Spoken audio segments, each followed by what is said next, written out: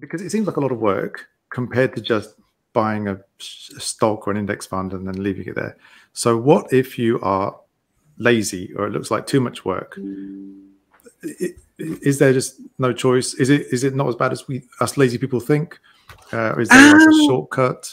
Well, first of all, taxes. So especially if you take out a loan to buy the property, you then got to put that on your tax. I don't even know how it works, but I know I fill in the tax form. You have an accountant for that kind of thing.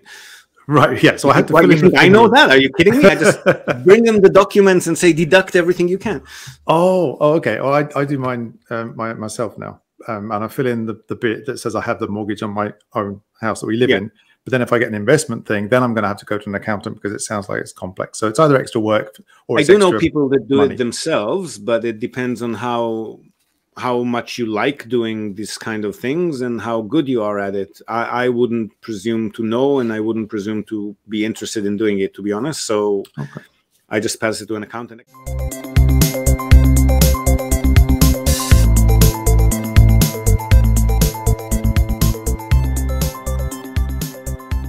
Hi there, folks, and welcome back to Nippon Trading International's Japan Real Estate Podcast. I'm your host, Ziv Nakajin again, and this podcast is brought to you, among others, by Emil of realestate.jp.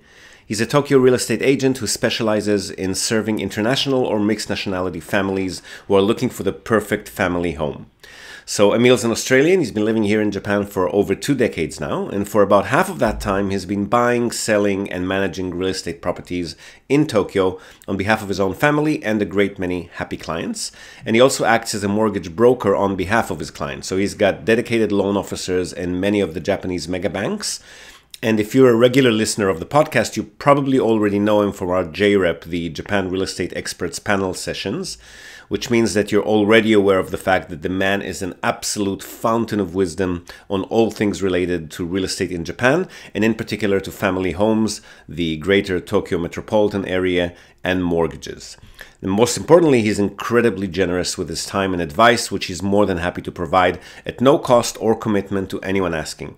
So if you've been thinking about buying your home in Tokyo, but you've been sitting on the fence for a while, or you just want to have a chat in English with a real expert, drop him a line on sales@realestate.jp.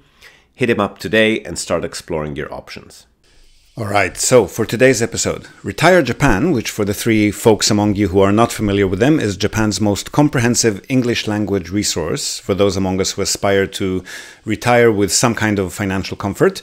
They've had a YouTube channel for a while now, appropriately named Retire Japan TV.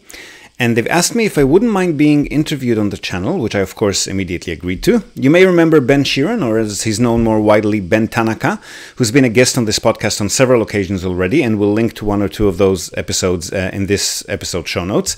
So Ben and his co-host Daniel wanted to talk about a bunch of stuff, starting with my own personal journey, the formation of NTI, who we are, how do our services work, why we're needed, and who it is that needs them most. And then we segued into all sorts of deeper topics, such as Japanese professionals and their approach to foreigners. Are they more open to dealing with non-resident buyers these days? We discussed a very interesting theory that they both had about the sharp difference, in their opinion, between property investors and other types of investors. And then we talked Akiya for a while and abandoned homes, the Akiya craze that's overtaken the world, and how exactly is that manifested in practice? What are the misconceptions that Akiya buyers have, the challenges that they face when they buy and afterwards as they take ownership of these vacant homes? And then how do short-term stay rentals work in Japan? Is it possible to successfully profit from them, and how exactly? How to find information about a property that isn't officially advertised for sale. And then we talked some financing, investment loans. How do they work in Japan? Can I use a property which was purchased using a home loan as a rental or investment property? Accounting, taxes, deductions and claims, tweaking and increasing investment yields, the advantages that draw people to invest in Japanese real estate in the first place, what kind of headaches can landlords expect when they're dealing with Japanese tenants, which investment property profile should we be aiming for, what is the entry point for anyone who wants to be active in the market, what to do if a tenant dies in a property, how would that affect my investment, and finally a bit about property management. How much do property managers charge? What's the difference between their management services and ours? How do these services work and how much do we charge for them? And on that front, fair disclosure, the fees that are described in this video have actually increased a bit since we recorded it. So please contact us for an update if you're interested in potentially hiring us. And then finally, we went a bit macro and discussed how Japan's population decline trend actually affects property investment. And lastly, what should someone who has something like 150 or 200,000 US dollars invest in? So really good kind of 101 but deep level overview of Japan's property investment market and the Akia craze for those of us taking our first steps here. Hope you enjoyed the episode, and I'll see you again on the other side. All right, I think we're live. Welcome to Retire Japan TV, where we talk about money and investing and retirement and life in Japan. And today we're joined by the legendary Ziv Nakajin again, who is an old friend of Retire Japan. And it feels like he's been on before, but he hasn't been on Retire Japan TV before. He has got a really cool kind of seminar video from way back in the day that he did for us on investing in real estate in Japan. And that's what we want to talk to him about today, once we've got through the initial pleasantries. Hi, Ziv. Hello. Good to be back. Thanks for joining us tonight. Well, I've only been in Retire Japan channels once to date, but you've been on our channel, the Japan Real Estate Podcast, a bunch of times, right? Yes. Yeah, it was well overdue to get you back over here. So, could you give us your elevator pitch for how you ended up in Japan with the rest of us? Sure. I kind of, like a lot of us, I guess, married into the country almost 20 years ago now. But married into the country and then quickly grabbed my wife at the time to come and live in Australia. Actually, I met her in Australia, came to visit Japan with her a few times, but we stayed there. And then, sadly, 8 years into our marriage, she passed away of a very sudden and aggressive cancer. And I was left there with a half Japanese child. And I really wanted to keep the connection to Japan alive somehow. Best way that I could think of was to first grab a financial foothold in the country, which is how I started looking into investing in Japan, still while living in Australia at the time. And met my business partner, who a couple of years later became my current wife. And after we've started investing ourselves, and real estate was the only thing that I had any kind of inkling or background in, and not that deep of a background, but I mean, more than nothing. So that's what we did. We invested in real estate, and then going through the motions of getting our first real estate investments, we kind of figured out that there's more than a few people out there who could use help with all the challenges that come with operating in Japan as a non-Japanese. And and that's how Nippon Tradings International, NTI, was born. And that's what we've been doing for people for the last 12 years. Yeah, and your online presence is really getting a lot stronger recently. I get the feeling. You're on YouTube a lot. I'm seeing your videos all the time, podcasts, interviews with people. It's really very interesting. Thank you. Yeah, it started with articles, which used to be my forte. And then I found out that I'm pretty good at talking to a microphone, not so much to a camera. Like, I'm really good with a camera if I can talk to people like we're doing now, but just me staring at the camera and talking, I'm not very good at. But I did end up just turning the camera on whenever I record the podcast, and eventually that turned into a YouTube channel as well. Awesome. So tonight we mainly want to talk to you about real estate, because both Daniel and I are really skeptical about real estate as an investment. We're not real estate people. I have a pet theory that there's kind of real estate people and there's non-real estate people, and you're either one or the other. We can unpack you're that. Either naturally suited to it and attracted to it, or you're completely not. So where would you stand on that? Would you agree? No, actually. So I you find that can convert us on air. This would be cool. Yeah.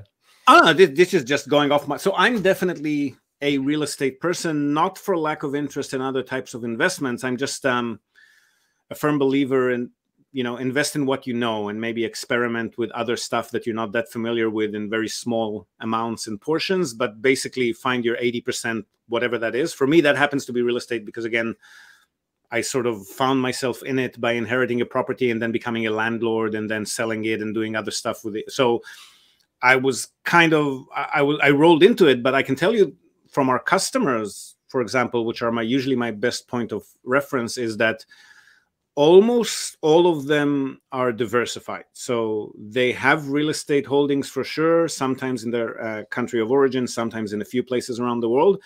But almost all of them actually have other types of investments, whether they are running a business or remotely running a business. I mean, sort of passively running a business, investing in a business, let's call it. A lot of equity markets. A lot of people recently are also invested in crypto and NFTs. And actually, we get a lot of people who contact us saying, okay, this is going to be my first ever real estate investments. I've only got stocks and index funds and this and this and that. So no, I don't agree. Okay, nice, nice. So where are most of your customers from? Are they mostly outside Japan, or do you have a balance? Yeah, about 80% of them, I'd say, are out of Japan. Those are the people who most need our help, because being out of Japan is just very, very challenging to invest in the country.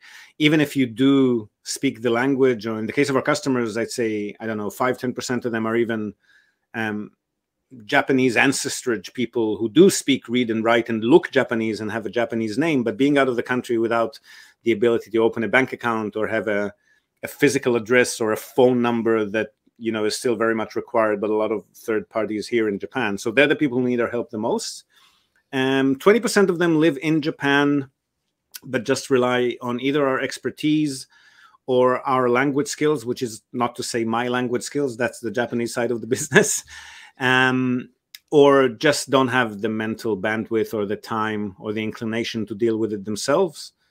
The ones who live out of Japan, I'd say about half of them are from Australia and Singapore. Those are our two strongest clientele markets. Another 20-30% from the US, and the rest everywhere: Canada, Europe, New Zealand, lots of places in Asia. No one from Africa, and oh no, we do have one from the United Arab Emirates. I think that's officially Africa, but no one from Antarctica yet. So that's our next. Right. You're missing that one. No penguin or a scientist or something. Yeah. Cool. So how difficult would it be to do this as a DIY project? So not going through an agent, just, you know, waking up one day and thinking, hey, I'm going to buy an apartment or a mansion and get started. Well, firstly, you definitely, in the vast majority of cases, you would need to go through an agent. We're not agents, by the way, just for clarity and disclosure. We're not real estate agents. So we're a proxy of the buyer. We represent the buyer as if they lived in Japan, or even if they live in Japan, as if they spoke the language and had the local expertise. And we do everything on their behalf in front of all the third parties involved. So realtors, property managers. So you would contract an estate agent to buy the property, and then maybe a rental agency to manage management. It. Yeah. And be in touch with, in case of a mansion or condo unit, we'd be the ones in contact with the building management company, the owner union, insurance company, or innovation companies, what have you. We're like the buyer's arms and legs kind of thing. Gotcha. Okay. So how difficult would it be to do that by yourself? So if you're living in Japan, and definitely if you're speaking, reading, writing the language, but to a serious degree, because you're dealing with contacts, and a lot of keigo and real estate industry is still very old school in Japan. Everyone's mannerisms are very much by the book in the vast majority of cases. If you're on top of that, then you should be able to handle. I mean, there'd still be, I guess, I don't know, 10-20% of the realtors and sellers that just wouldn't want to deal with you because of the fear of potential misunderstandings, or the fear of gaijins, or whatever you want to call it. We've had that, trying to rent properties for my wife's business and things. Rent is a whole different to our face, just like, nope, we're not going to talk to you today. I was like, okay. Yeah. Selling, buying is a bit easier in that regard. Essentially, both the agent and the seller are going to walk away after the deal. So as opposed to a rental agent who has to deal with you throughout the tenancy, right? A realtor and the seller, in most cases, are going to be walking away after the deal. So the only concern that they have is you coming back to say, no, that wasn't explained to me correctly, and then problems might occur. But if you are here and you've got, again, the logistics required to handle the purchase, and you are familiar and fairly fluent in Japanese, probably not a big deal. But it is a very different market to what many people are used to overseas. So if it's your first purchase in Japan, a lot of things are a bit different to what you're used to from your country of origin, both market fundamentals and the actual logistics of how things work during and after the purchase. So it is handy, which is, again, 20% of our customers are finding it, of value to have somebody who's professional and experienced and 100% on their side. That's another thing. In Japan, there's this concept of the buyer side agent and the seller side agent supposedly representing the buyer and the seller, but really, in the vast majority of cases, realtors are realtors. They're transactional focused. They're not gonna, even a buyer side agent would not guide you in what questions to ask or point out some things that might, you might want to consider. Or so it is good to have somebody either as a consultant or fully representing you on your side. And if you're out of the country, we've seen that change. That's probably some of the things you wanted to discuss, but we have seen that, especially in the last 4 or 5 years, change a bit, in the sense that with internet translation capacities increasing over time, gaijins are definitely very comfortable going on Japanese property websites and, to the best of their understanding, searching for listings and trying to contact agents and emailing them with the help of translation apps and whatnot.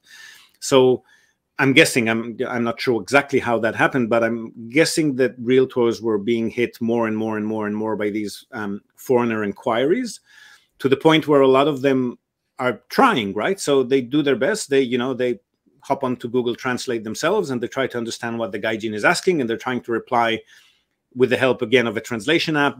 So what we're seeing these days, if in the past we were mainly contacted by gaijins who were hitting a wall because everybody was ghosting them and nobody was replying to their inquiries, now a lot of the time we're contacted by Japanese agents who are saying, hey, there's this foreigner and he wants to buy this property. With our customers. Nice. We exchanged 4 or 5 emails, but I don't know what he's asking me now, so please help. Or how do you, we can't receive or send funds overseas, and we don't have any documentation in English, and we're not allowed to, get them to sign documents that they don't understand in Japanese. So help, please. So we do, it's changing. It's definitely changing very slowly, but there's more openness to dealing with foreigners these days, I think, at least compared to 4 or 5 years ago, and definitely compared to when we started. Wow. Nice. We interrupt this broadcast to tell you about Tokyo Family Stays. They're a short-term rentals company in Tokyo, and they offer a home away from home experience, which is just perfect for remote working, quarantining, if that's still a thing, or if you just need somewhere quiet to get away from the world. They offer a variety of options for families, corporate relocations, or even if you're simply transitioning between homes in Tokyo. The properties are super comfortable, tastefully furnished, fully equipped with all amenities, and they accommodate up to 10 people. So really the only thing you'll need to bring with you is your toothbrush and maybe a change of clothes.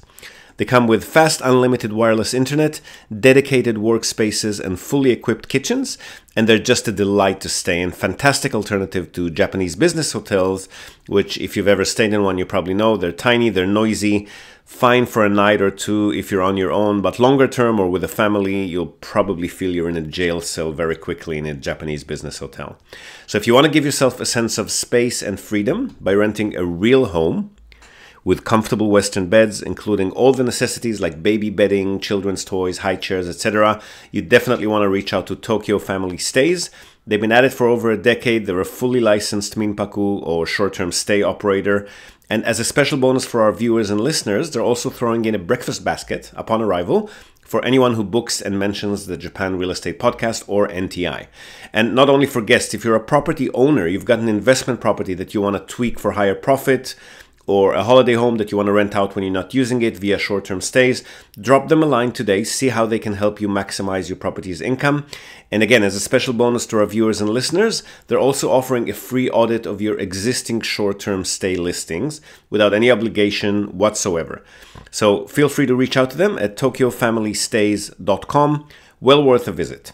And again, if you're in the market for a family home in or around the Tokyo metropolitan area, Emil's your man. Don't be shy to reach out to him as well at sales@realestate.jp. And now, back to the podcast. So I'm seeing people talking about Akiya everywhere recently. Yeah. So it's like, you know, it's in the news and newspapers, on TV. There's all sorts of people making YouTube shorts about it. Like, check out this Akiya that I'm looking at today, kind of thing. So Yeah. is that a fad? Is this like a serious thing, or does it what's your take on that? It's a very complex market. So I don't know if I'd call it a fad, but it's definitely a trend. So people are definitely getting into Akiya. What we normally tell people that contact us, and we do a lot of Akiyas on behalf of people, but the main thing that people really need to understand, and a lot of them unfortunately don't, is that Akiya is a hands-on project, right? You're not going to be buying remotely something that's move-in ready for $20,000 and then come to Japan and live in it. That's just not going to happen. Even less so if the plan, which I'd say at least half, probably a lot more than that, of our customers are imagining that they'll buy an Akiya, and not only will they stay there and use it, firstly, it's going to be move-in ready. And once they've moved in and, you know, put everything that they want in it, they'll also be able to rent it out on Airbnb whenever they're not using it for the rest of the year. That's not doable. I mean, I shouldn't say it's not doable, but it's a lot more complicated than what people think it is. The cheap houses that are being continuously advertised on these clickbait articles on international media channels of $5,000 for a house, $500 for a house, $1 a house in countryside Japan. They exist, but those are basically shacks in the woods. They're not going to be livable. They're not going to be on any city infrastructures. It'll have a kumitori, which is like the prelude to septic tanks. It's basically just a huge waste collection tank under the house that smells exactly like it sounds. And, you know, you're going to be maybe on well water, not on city water. You'll constantly need to do water checks to check the quality of your water. And the house itself is going to be very dilapidated to the point where it's going to cost you multiples of the price of the house just to bring it up to livable status, right? Right. And once you get over all of these hurdles, which could end up being a lot more expensive than you just buying a real move-in ready house for, I don't know, 8 million yen or 10 million yen, whatever the case may be, renting it out short-term while you're not there is a whole different kettle of fish that you need to wrap your head around, with research of local municipality regulations and the existence of licensed management companies in the area. Because Minpaku, what people are often not aware of if they're not living in Japan, is that the legislation regarding short-term stays was hugely revamped here since mid-2018. And we can get into that in detail if people want, but it's essentially very, very challenging. You need a licensed management company in place. If it's a condo building, you simply will not be able to rent out short-term stay whatsoever. If you own the entire structure, it depends on what the local municipality says. And they're often going to be a lot more strict than the national regulation. So there's a big national framework of what you're allowed or not allowed to do as far as short-term stays are concerned. And then each local municipality has the right to further restrict it, which a lot of them, if not most of them, do. And then the buildings do it as well, right? So there's layers upon layers of rules. So correct. With buildings, they've actually made it even more simple and more restrictive. It's basically, if the owner union has not specifically written in the regulations rulebook that they are allowing short-term stays and referring to it specifically, then by default it's banned, legally banned, not just like because they don't want it, it's just legally banned. So 99.9% of them would never, ever open that option up to unit owners. So in condos, it's ours had posters up initially when Minpaku started getting popular. They're like, yeah, absolutely not. Yeah. And we haven't seen the posters. I guess it's now illegal. So nice. So yeah, I mean, Akiya. I almost bought an Akiya just outside of Sendai. In Japan, it's not a bad idea if you're the DIY type and you've got the time on your hands and you take it on as a passion project. Then those are the videos that you see. There are people doing wonderful things with Akiya, but it's very, very hands-on. Yeah, for us, it would have been a weekend. Like a little farmhouse, about 45 minutes away from where we live. But someone else bought it that morning. It was quite a good deal. It's like a think it was 1 million yen for a big plot of land, you know, a couple of thousand square meters. So the land is great. Another thing that people are not necessarily aware of is that the bigger the structure, I mean, land is a different story, but the bigger the structure is, the more it's going to cost you in constant maintenance and renovations and repairs, right? You're not talking in many, like the kominka that you see out in the countryside.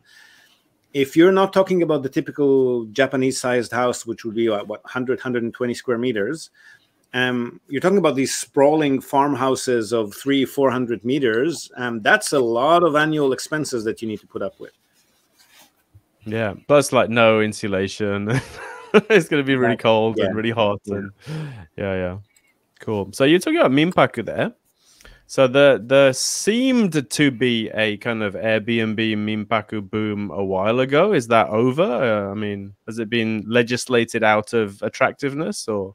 No, it's definitely not over, but it's very highly regulated at the moment. The 2018 revamp of the legislation was a double-edged sword in the sense that it ruled out casual minpaku for a lot of people just by introducing the need for a licensed management company and all of the rules that you need to follow with the shiyakusho, with the local municipality, of reporting and complying with fire and safety. But it did have the added benefit, which it was touted on as being based on, of just, you know, all the cowboy and Indian stuff that was happening with minpaku was pretty much phased out.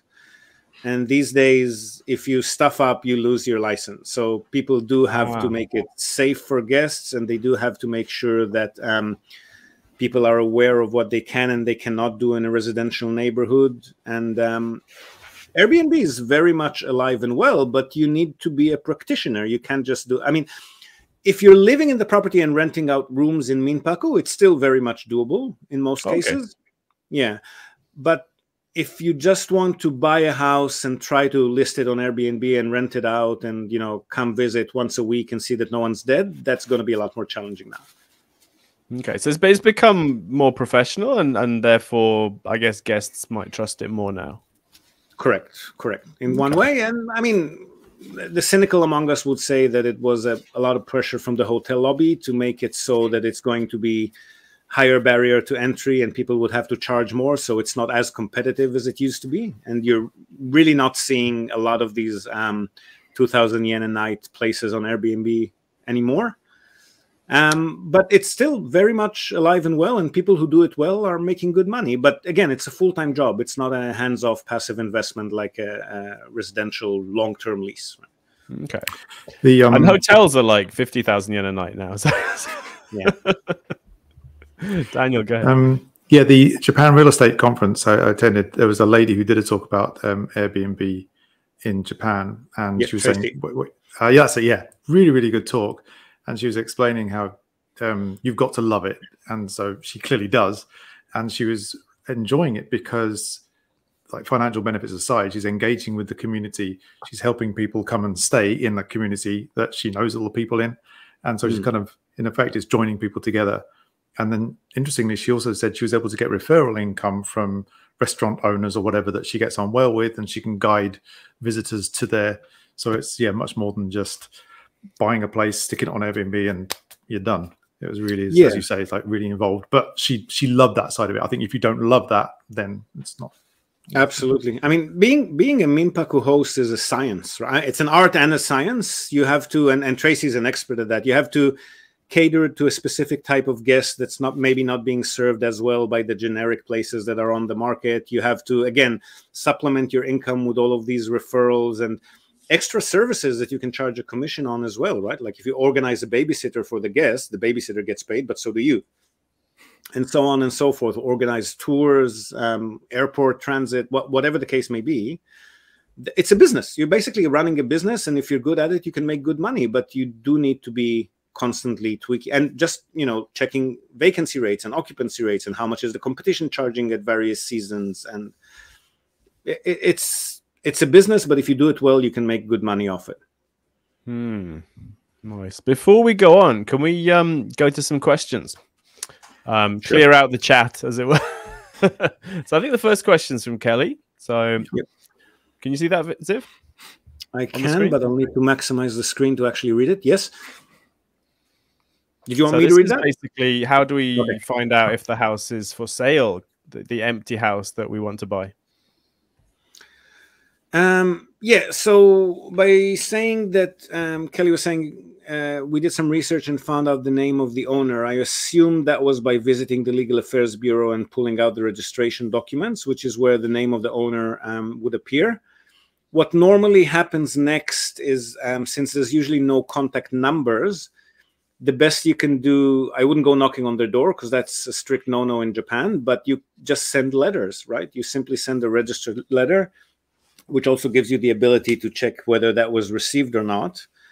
And best you can hope for is a reply. You put your phone number on it, preferably have a Japanese person answering the phone on the other end so that they're not freaked out, and have the letter come from a Japanese entity as well, because again, you're dealing with very traditional owners in many cases, and just try your luck. There's not really much else that you can do beyond that, I think. Okay. I mean, questioning the neighbors is not a bad idea. Sometimes if the neighbors are friendly, they'll tell you that what's his name moved to that and that prefecture, or they're living across the street, or they passed away and the kids are over there. You might get a phone number because sometimes they leave their emergency contact number with one of the neighbors. But that's really about it.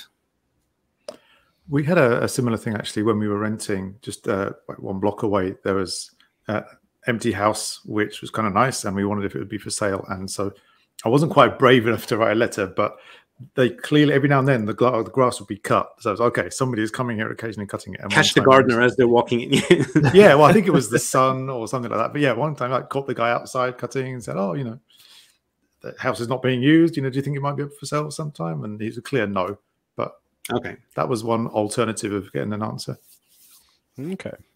Right, our next specific question. I don't actually understand what this means, so hopefully you do, Ziv. Yep. Can we talk about debt recycling? Either buying property with equity loans or stock is possible in Japan. So by stock, I'm assuming the reference is to property stock, not stock market stock. I'm not sure, but in any case, drawing on your equity is not a thing in Japan. So your borrowing capacity here is assessed purely by your income, and you can borrow. We're no mortgage experts. Most of our buyers are cash buyers, but according to people who do know, like Emil, who's on our podcast regularly, you can borrow up to 7 times your annual salary, roughly, depending on the lender, depending on what debt you might have or not. And when you've paid off some of that debt, then you can borrow again. So if your salary is increased over time, you'll be able to borrow more, but there's no collateral. The fact that you have assets that have equity in them will not give you further borrowing capacity. No, it does. As someone with no income and some assets, that's very disappointing. No, and the income has to be in Japan as well. A business loan is a bit different. So if you're asking for an investment loan on behalf of a business, then they'll assess other things, but it's still not going to be related to assets. It's going to be related to perhaps what your rental yield is going to be, and will that be enough to pay for the loan? So they would factor in income that you would potentially get from the property by renting it out as part of your income stream that enables you to borrow, but not on equity itself, unfortunately, in Japan. Some would say that that's actually a boon because that avoids inflation and speculation. But whether that's going to change, I don't think so. That's probably going to be the case as far as the eye can see. Well, affordable housing in Japan is wonderful, I think. Coming from the UK, where housing is not affordable, and all the social problems that come from that, I'm a big fan of Japan's property market. You're clearly not referring to Tokyo, right? No. But even Tokyo, I mean, compare Tokyo to Sydney or London. Oh, yeah, no, absolutely. Canada, but I mean, compared to the rest of Japan, it's a bit... Yeah. Now, here's some big news for anyone interested in Akiya, the abandoned vacant homes that are abundant all around Japan for very attractive purchase prices. Akihabara, our latest sponsor, is a recently founded online search and discovery tool for Japanese real estate. Its user interface will be very familiar to users of Zillow or Redfin. The platform essentially scouts the internet for property listings, translates them into English, and displays prices in US dollars, all in one place and with a dynamic map interface that makes browsing, finding, and shortlisting your favorite properties a piece of cake. Which any of you who have been struggling with the dozens, if not hundreds, of Japanese property websites that are available online and their very clunky interface will probably find a real blessing. They've got already over 500,000 listings on the platform, and the database is expanding daily. Ranging from abandoned rural homes to luxury urban properties, Akihabara makes it easy to find your dream home in Japan, regardless of your budget. Now, while the platform is essentially free for use, here's an exclusive offer for listeners of the podcast. You can use the promo code NTI to receive $5 off Akihabara Pro. The subscription will unlock a bunch of very attractive features for you, including unrestricted access to the entire nationwide property database and a whole range of filters, which will help power charge your search for that elusive perfect home and make it even easier. So hop over to akia-mart.com, that's AKIYA-MART, akia-mart.com, and kick off your search today. Yeah. Right, we've got one more, which I think I know the answer to, but I'm going to let Ziv answer it. Yeah, thinking to move to Australia. Can I still own the current house and rent it out as an investment property if I move outside Japan? So I'm assuming the question is related to a house that's borrowed on. So you're paying off a mortgage, a jutaku loan, a house mortgage, residential home loan. Officially not. And I wouldn't say that you don't have to tell the bank, but assuming that the bank finds out, or either by you telling them in advance or by them just finding out themselves that you've moved to Australia, depending on the lender, how strict they are and how familiar they are with you and your history with them, you could potentially tell them that you're moving on a work assignment for a number of years. And naturally, you're going to be coming back and living it again, but you don't want it standing empty in your absence. Some of them will take well to it. Others will just say, no, you have to refinance it as an investment loan, or in a worst case scenario, you have to pay it off, right? Okay. What's the worst case scenario if you did rent it out without saying anything and then they found out? They could potentially ask you to repay it off immediately. Oh, so okay. You'd essentially be forced to sell it and pay off the loan. Right. Great. I think that more or less gets through. We've got a couple of other ones. Yeah, there was one general one about the cost of owning a house, taxes and fees and things like that. But maybe we'll get onto that, I think, in a minute. Okay. So, actually, Daniel, you had the very technical question, didn't you? Oh, yeah. I think... So as Ben mentioned at the beginning, we're neither of us are in property investment at the moment. I think I might be a bit warmer than Ben, and I keep coming back to it. I watched the UK property TV shows. I was like, oh, that looks like a really good idea. And then I sort of analyzed the Japan market, and I've actually been in touch with one of your staff, and they sent me a sort of model breakdown on a spreadsheet, which is very good. But I've never quite been able to make the final step. And so because it seems like a lot of work compared to just buying a stock or an index fund and then leaving it there. So what if you are lazy or it looks like too much work? Is there just no choice? Is it not as bad as us lazy people think? Or is there like a shortcut? Well, to understand that, clarify for me what you mean by a lot of work. Well, first of all, taxes. So especially if you take out a loan to buy the property, you then got to put that on your tax. I don't even know how it works, but I know I fill in the tax form. You have an accountant for that kind of thing, right? Yeah. So I had to fill in. I know that. Are you kidding me? I just bring them the documents and say deduct everything you can. Oh, okay. Well, I do mine myself now, and I fill in the bit that says I have the mortgage on my own house that we live in. But then if I get an investment thing, then I'm going to have to go to an accountant because it sounds like it's complex. So it's either extra work or it's I do know people that do it themselves, but it depends on how much you like doing these kind of things and how good you are at it. I wouldn't presume to know, and I wouldn't presume to be interested in doing it, to be honest. So I just pass it to an accountant. Accountants in Japan, I mean, you'd have a salary or other income sources, so it would be a bit different. I'm assuming probably a bit more pricey. But for our customers, for example, who don't live in Japan and have no income except their Japanese rental property income, it's like ichiman yen per person a year for tax filing. It's not exactly going to break the bank. Mm-hmm. And you can deduct it, right? It's an expense of having property. Everything is an expense. Well, there's a lot of people who are buying, especially people with higher incomes, that are buying properties for all of those deductions, because then it reduces their taxable income, because they're so when you buy a property, you claim all of your purchase costs for the first 3 years. And then every year you're claiming all of your management costs and the depreciation of the property. And if it's relatively new, then you have more depreciation to claim. That all can actually reduce your taxable income so that you're paying less taxes. So again, over my pay grade, but accountants can do wonders with that. Right. This is where I feel like it becomes hard work in terms of working out whether it is worth it, because you've got all that stuff there and the potential deductions for this.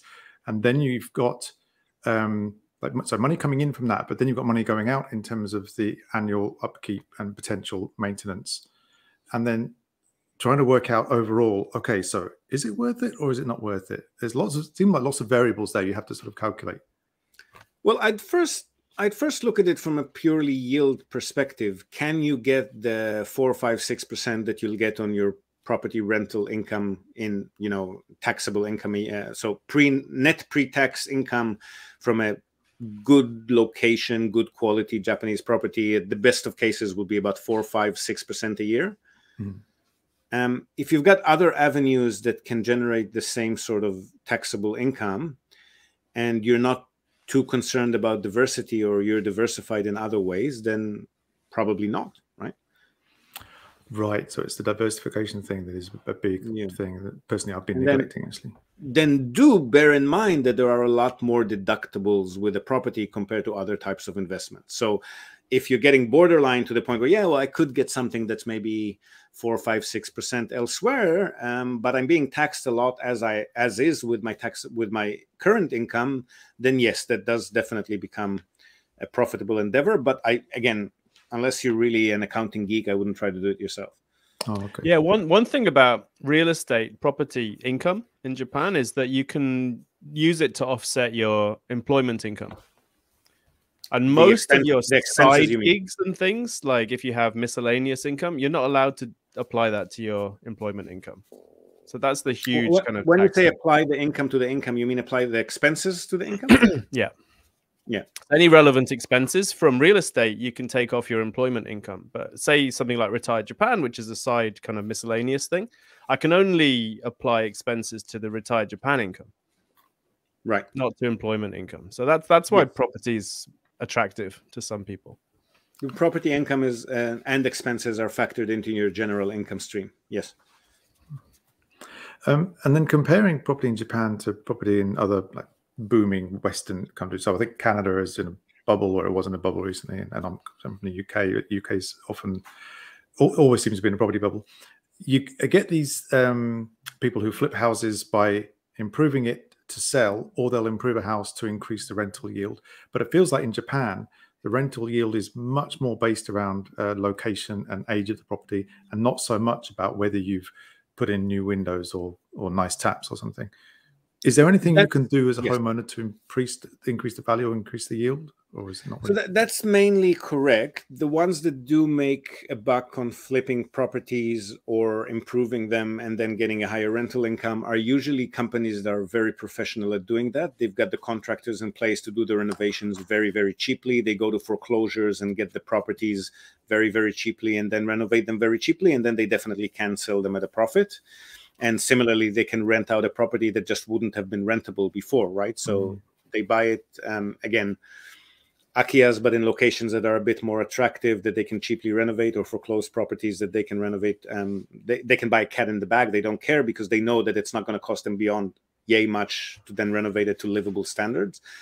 For the average salaryman or otherwise employed person who wants to do it as a hobby project, gut a property, renovate it yourself. If you're the DIY type, maybe. if you're going to be relying on contractors that you as an individual who's not connected in the industries and not experienced with the network in place, then it's not a very profitable deal. No, the people that invest in Japan, again, referring to our clientele, which are my best litmus test, are drawn here, number one, because of the affordability. So for the same budget or capital that you're going to be investing, you can get 3, 4, 5 properties as opposed to the one overseas, which gives you a diversified income stream, diversified socioeconomic profiles of tenants, diversified geographical locations all over Japan. For the hassle-free nature of the tenants and the professional companies that you're working with. So Japanese tenants are very docile. It's very rare that they have payment issues or, I mean, squatting and forced evictions, though they are very much unheard of in Japan in a very, very low percentage of the cases. We've never had to force evict a single tenant. And really, if on the rare occasion we did have somebody chronically delayed or not paying, then we send them a letter and off they go, kind of thing, right? It's not a very civilized. Yes. And the companies that you work with as well, I mean, property managers, insurance companies, owner associations, nobody has their hand in their pocket looking for the opportunity to hit you with a penalty or a late fee or grab extra fees that they haven't even mentioned in the fine print. It just doesn't happen here. Everything is very headache-free. We have different types of headaches. You know, people die in the property because they're elderly and they pass away, and you know, 70, 80-year-old men who never opened the window and smoke like a chimney for 20 years inside the room, or whatever the case. But you don't have the kind of dramas that you have in a lot of countries overseas, especially if you're referring to the USA and the UK. Payment issues are non-existent and everything is very headache-free. And the third thing is that compared to other locations in, I don't want to say the first world, it's not really a first, second, third world anymore, but let's say compared to most other Western or Westernized countries, the cash flow is pretty high, right? If you look at Singapore, Australia,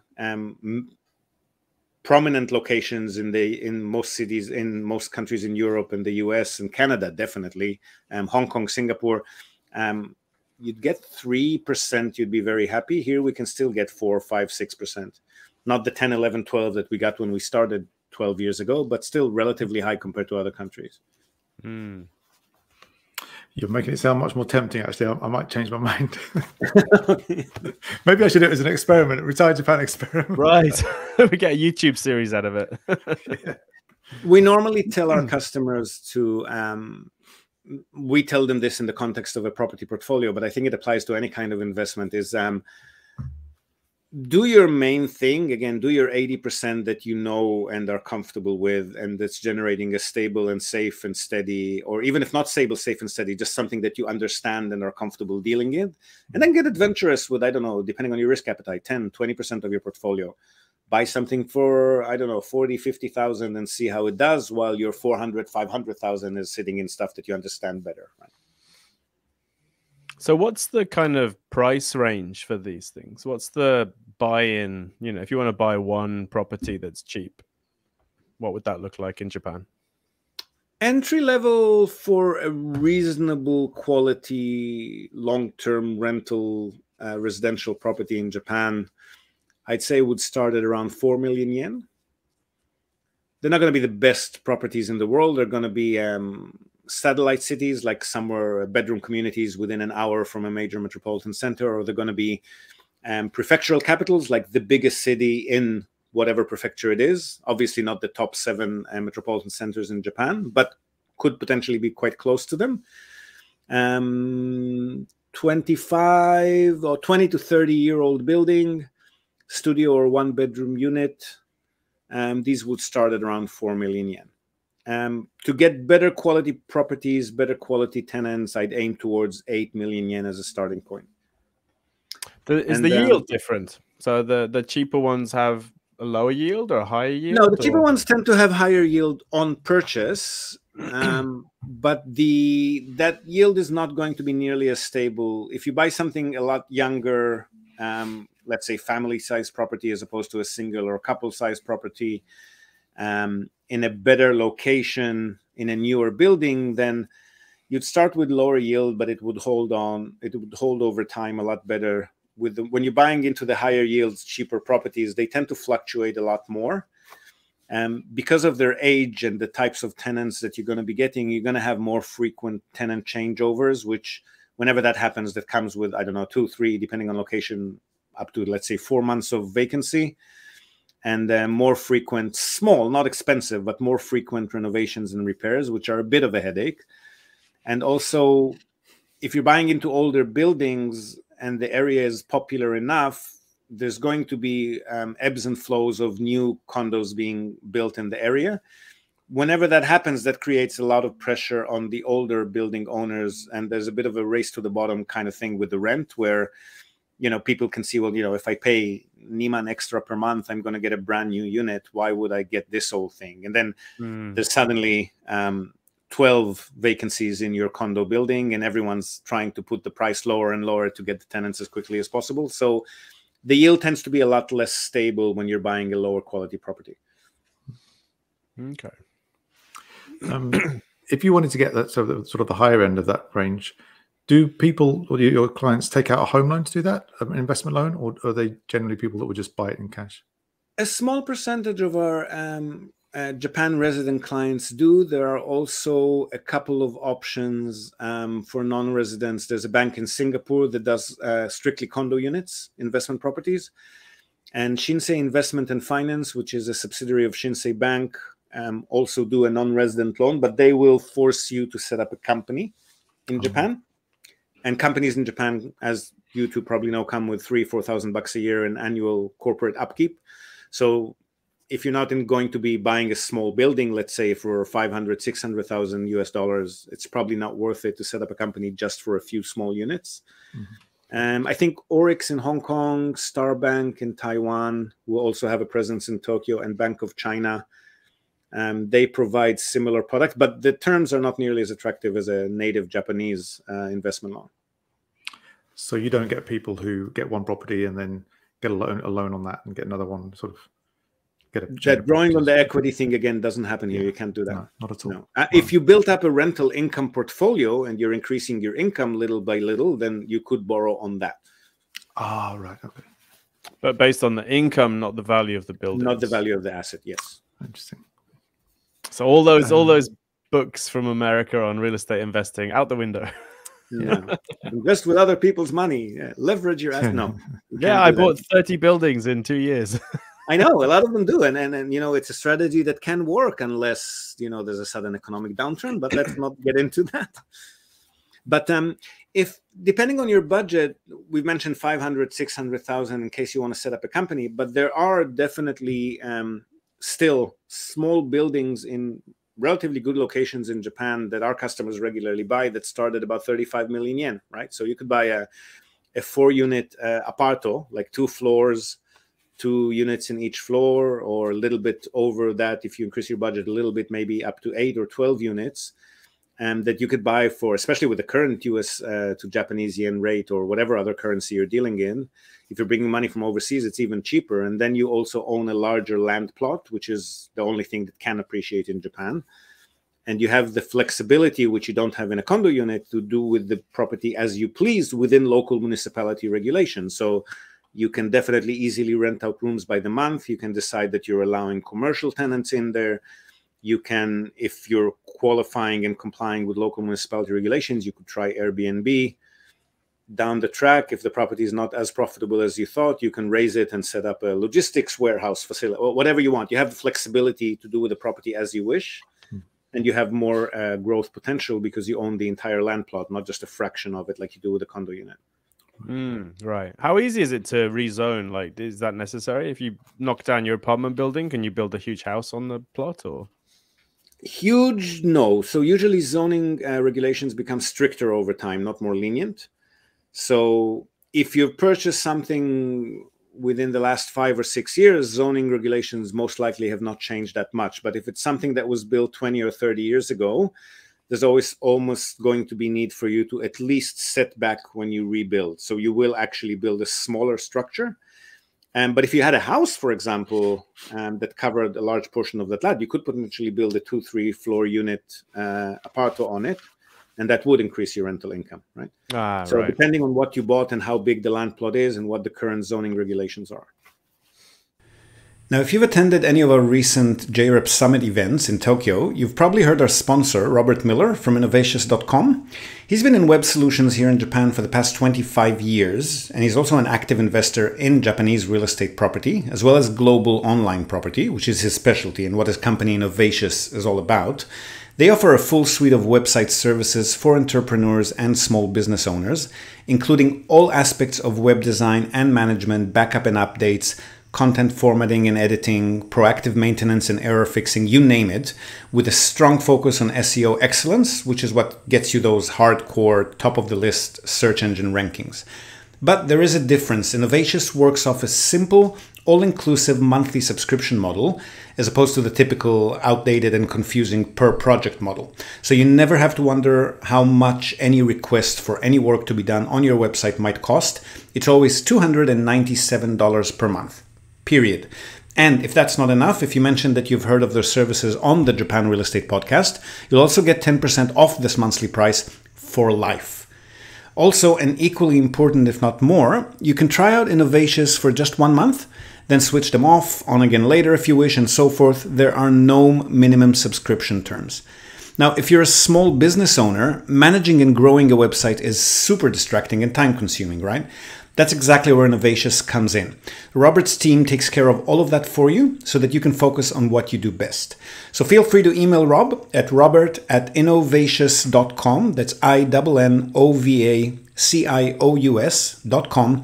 And his team will conduct a full SEO and website audit on your site, reveal anything that you should address to lift your website's appeal and visitor numbers, and provide you with an easy-to-read, detailed report with your own branding so that you can make some informed decisions on your online strategy and watch your business grow as you implement it. So once more, robert@innovatious.com. Drop him a line and get your website reviewed today. Awesome. So you mentioned people dying. Is it as bad as the rumors say? If your tenant dies, do you have to like burn the building down? And No. First of all, there's a huge difference between a natural death and a suicide or murder. I haven't had any murder properties. We have helped the customer buy one suicide property, but most of the cases that we have, and it's a lot more common than you think, I'd say about 5 or 6% of our tenants die in their properties just because they're old. And they're usually, especially with the one-bedroom studio type units, they're destitute pensioners who are not really in touch with their children, if they have any children, or, you know, a child or a sister might come and check on them once a year kind of thing.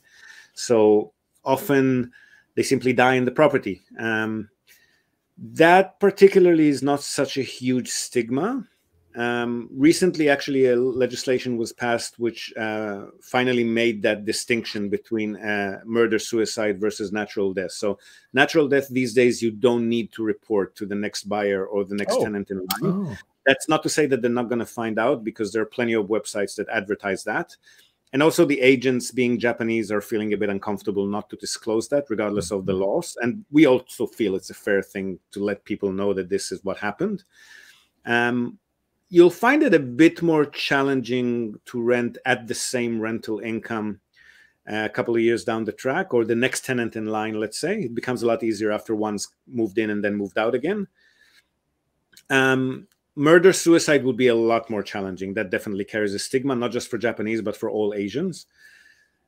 We haven't dealt with those properties, but the important part is that if you're buying a tenanted property, or you're buying an investment property that you're planning to tenant, you just get landlord insurance. That's like a basic thing. It's going to cost you peanuts, like 5,000-6,000 yen a year. And that covers you for up to about 1 million yen in renovations and repairs after the death, which is important because there's all kinds of special cleaning and Buddhist purification ceremonies that need to be done. But far more importantly, it covers you for up to, depending on your policy and how friendly you are with your insurance agent and how much work you've given him, but between 1 year to 2 years of reduced or non-existent rental income. So the insurance company will pay you for a period. In our case, it's up to 2 years, but I think that's probably because we've got hundreds of properties that we've insured with the same company. So we'll probably get better terms, but definitely up to 1 year of missing rental income while you struggle to find tenants at the same level of rental income. And then towards the end of that compensation period, you just advertise it for a really low rent for the next tenant in line, maybe try to make it a fixed term lease instead of a long-term lease.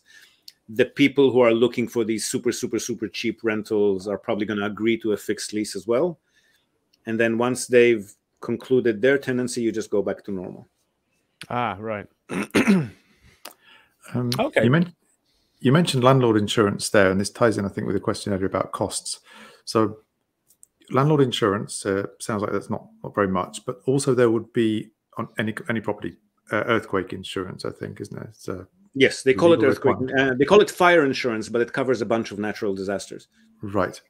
And then if it's in a mansion, apartment, it would be a management fee and a building maintenance fee as well, I guess. If you're renting it out, it'd be a management fee and then management fee and reserve funds contribution. Yes.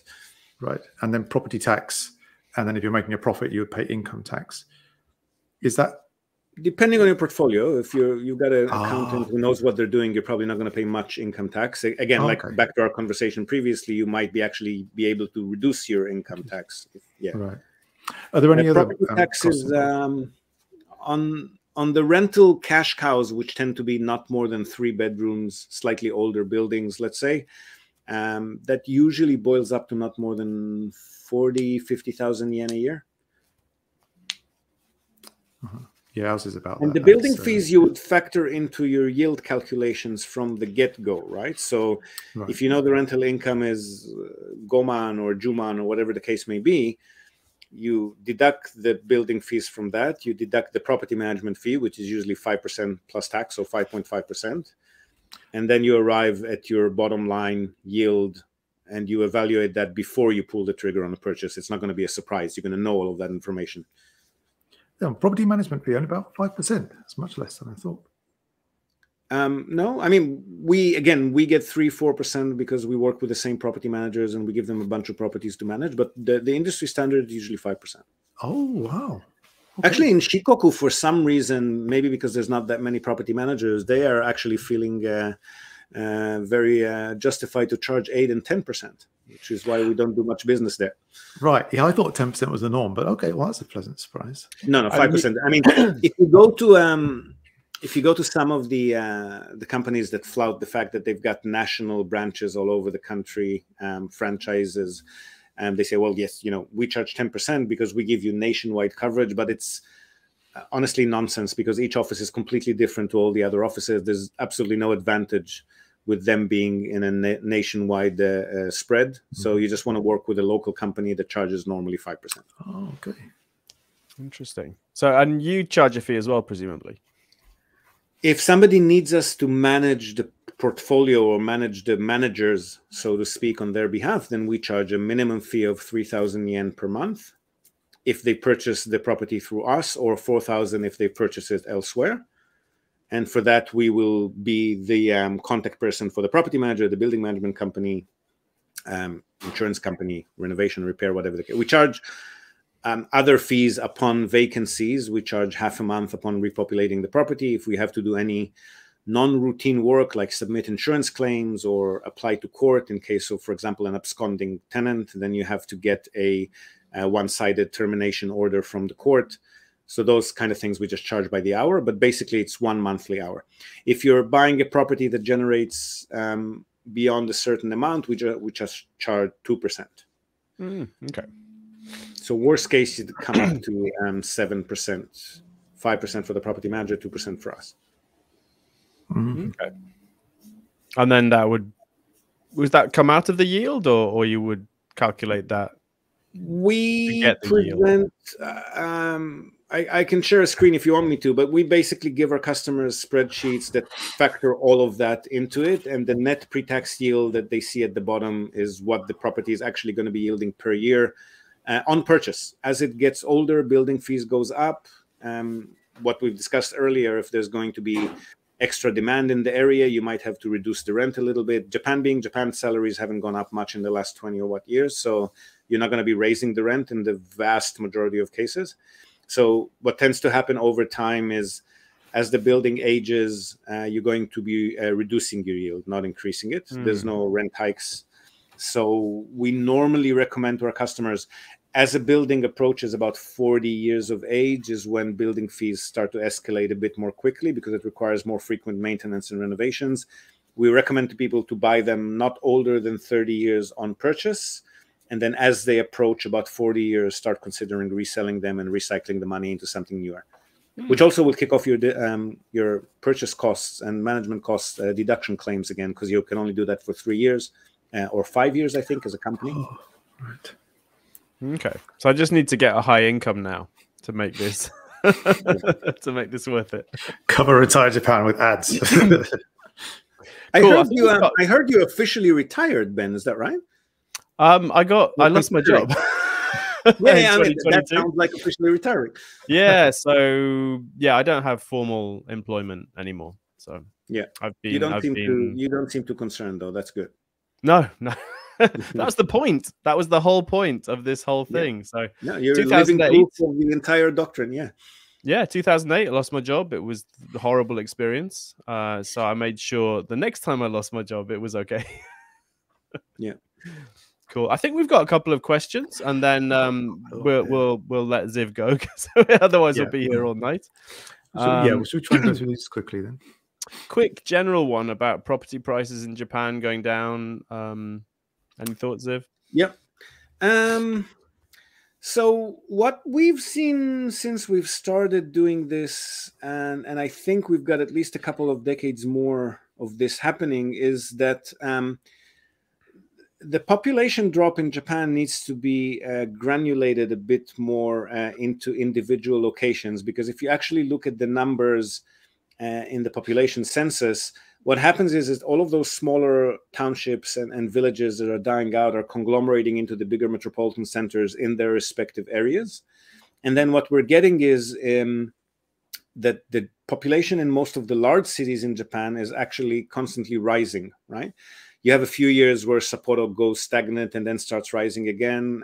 Kumamoto goes stagnant. It's not even such a big city, but, and somebody builds a factory and then people from the little villages. So the big metropolitan centers are actually drawing the population from the countryside. And that's been the case, again, at least since we've been in business, which is when I started following these trends. I don't see, with 120 or now 110 million people in Japan, I don't see that trend reversing for at least another 20 years until everything empties out into the major metropolitan centers. I personally, I make a long-term plan for 20 years, but I don't presume to know what will happen geoeconomically, politically in any particular country or region over the course of 2 decades. So I'm guessing that Japan will enact some policies to increase immigration or encourage a better birth rate at some stage when they notice that things are getting very serious. But in any case, I don't project 20 years ahead. For the next 20 years, I can definitely see population in big metropolitan centers continuing to grow or at least remain stable. So that's as far as I think about it. Okay, so basically choose where you buy your properties. Like, don't just buy random forest. The first thing that we check about any potential investment location is what's happening with the population. I'm not saying don't look at it. I'm saying look at it granularly, not on a national level. Yeah. In the chat, I've just put a website, ecitizen.jp. Maybe you that recommended that originally. I can't remember. But this shows the population change per prefecture in Japan. And I went through it a while ago and was surprised how different it is depending on where you look. Cool. And then a bit of a case study for you, Ziv. Yep. Just opened a franchise store in Japan. Awesome. That's my other business. We haven't talked about it. We can do that another time. We help people invest in those too. And I want to try something in real estate next. What would be Ziv's recommendation of things to look at if you have 150, 200K? I think that's really hard to make recommendations on without knowing what the person is interested in doing. So do you want to be hands-on? Do you want to be passive? Are you the DIY type? Are you just looking for turnkey, set and forget rental income? Or are you okay living with a bit more uncertainty for the first year while you, like Ben was saying, tweak a property or try to buy it cheap and then renovate it. I mean, there are a gazillion options that budget would enable you to do, barring buildings. I mean, buildings in good locations would cost more than that. Not much more than that, but more than that. But houses and condo units are both very valid options. So the question is, do you have the mental bandwidth and do you have the time on your hands to deal with doing something a bit more creative? If not, I would say buy one or potentially two mansion units, condo units in reasonably good locations, barring central Tokyo, central Osaka, where yields are paltry, and just collect passive, I don't like to call anything passive income, but collect relatively passive rental income from a long-term tenant. If you want to invest the entire sum into one property, you could potentially get a good, well-located commercial property, like a shop at the bottom of a condo building, for example. And those are the only places where you can potentially raise the rent if the business and the economy do well. It's really a matter of how creative and hands-on you want to be. If you got the time on your hands and the inclination and you're that type of person, then buying a house in the countryside and turning it into an attractive accommodation property, or renting it out to families and coming in person to fix stuff when it doesn't work, then those are all options that could potentially get you higher yield. But again, they require more hands-on approach. Brilliant. And then the last question is this. It's almost like we planted it. Yes. So the Japan real estate, or YouTube /Japan_real_estate. That's our YouTube channel. The Japan Real Estate group on Facebook and the Japan Real Estate Facebook page is where we publish other stuff. Most of our customers most of our followers tend to like mostly the Japan Real Estate podcast. There's only one of us. So if you Google or in your iTunes store or anywhere online, if you just search for Japan Real Estate podcasts, we're the only one out there, and we've been at it for a while. Awesome. So yeah, thank you so much, Ziv. This has been really interesting. We'll have to get you on again to talk about your franchise business. Anytime. But we'll leave that for next time. So yeah, thanks a lot. Great being with you again. Talk to you soon. And, thank you, Ziv. Yeah, see you again soon. Pleasure. Interesting as always. And apologies to people. Very good. I'm almost tempted to, go through Ziv and buy a little mansion somewhere. But I do think personally, I would need to have a higher income to make that attractive. Right. Yeah. Because right now I don't really have any income. So yeah, I'd be missing out on like half of the value of owning physical real estate, I think. Right. Yeah. But you could do it, and then we could do a little mini YouTube series about Daniel's real estate adventure. It's very tempting. I'd have to sell some shares, which I'm always reluctant to do, but I don't have quite as much money throwing around as some of his higher end clients that he mentioned. But yeah, it's tempting. So yes, huge thanks again to Ben and Daniel for inviting me to speak with them. Always a pleasure chatting with financially savvy folks like these two, since even though we may have different strategies, we're definitely on the same page as far as the need for investments, savings, and financial planning is concerned. I've really enjoyed our conversation. Hope you did as well. Now, before we go, we're also, as always, going to tell you and also link to our other sponsor's website. That's Hiroshi Shimizu, immigration lawyer and administrative scrivener. If you're thinking about moving here on a more permanent basis, or you're already in Japan on some sort of a temporary visa and you want to switch to a longer term or permanent one, or if you're considering setting up a local company or a branch office of a foreign company and you've got any sort of business or visa related inquiries, or even if you just want to find out what your options are on any of these topics, feel free to contact Hiroshi Shimizu. You can find him at japanimmigrationexperts.com. And he can help you set up a company, apply for any kind of visa, or just provide you with the best advice and extremely affordable consultation related to these topics. And he's already done that for many of our listeners. So feel free to reach out to him. Again, that's japanimmigrationexperts.com, and you'll be well on your way. And that's it from us for today, folks. Hope you've enjoyed this episode of the Japan Real Estate Podcast. Do share it with your networks, and please let us know what you think. So leave us a short rating or review on the iTunes Store, on Spotify, or just drop us a line in the comment section of wherever you might have found this episode. We love hearing from you. Hope to have you with us again next time, and until then, have a great day or night ahead. Yoroshiku.